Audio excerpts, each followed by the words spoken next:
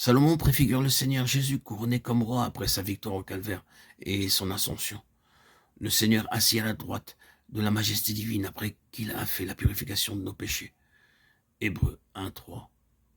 Ayant achevé l'œuvre de la rédemption, le Seigneur est maintenant glorifié et il attend celle qu'il a rachetée du milieu des pécheurs, qui doit être son épouse et partager son trône.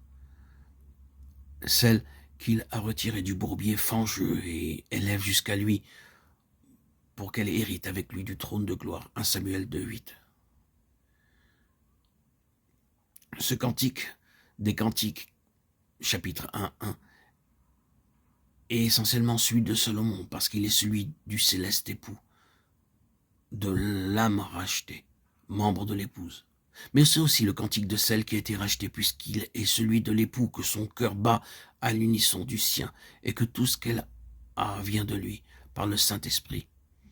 Vous êtes mes amis si vous faites tout ce que je vous commande. Jean 15:14. Le cantique du bien-aimé trouve un écho dans les membres de l'épouse, et personne ne pouvait apprendre le cantique excepté ceux qui ont été rachetés de la terre. Apocalypse 14:3. C'est un cantique qui sera chanté durant toute l'éternité. Dans le cantique des cantiques, nous est révélée la vie intérieure du racheté qui est conduit dans la connaissance du Seigneur, voilé dans un langage qui ne peut être compris qu'avec le secours de l'Esprit éternel. Nous voyons comment l'époux céleste se fiance avec l'âme pour laquelle il est mort, comment il la conduit pas à pas vers une union toujours plus complète, comment il l'attire par les cordages de son amour et l'amène à s'oublier, à abandonner sa vie. Il lui fait expérimenter alors une même vie avec lui, qui a été déclaré fils de Dieu avec puissance, par la résurrection d'entre les morts. Romains 1:4. Dans les premiers chapitres du cantique, l'époux nomme celle qu'il a rachetée ses amis. Chapitre 1, 9, 15. Sa compagne, son amour. Il la déclare la plus belle d'entre les femmes. 1, 8.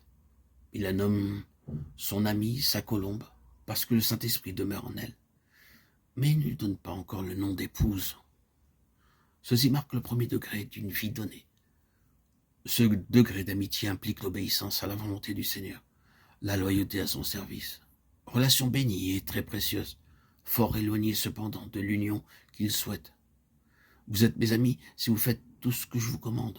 Je vous appelle mes amis, parce que je vous ai fait connaître tout ce que j'ai entendu de mon Père. Jean 15, 14, 15. Ces paroles dénotent un degré d'intimité qui dépasse de beaucoup les relations de maître à serviteur, et qui cependant n'implique pas la qualité d'épouse.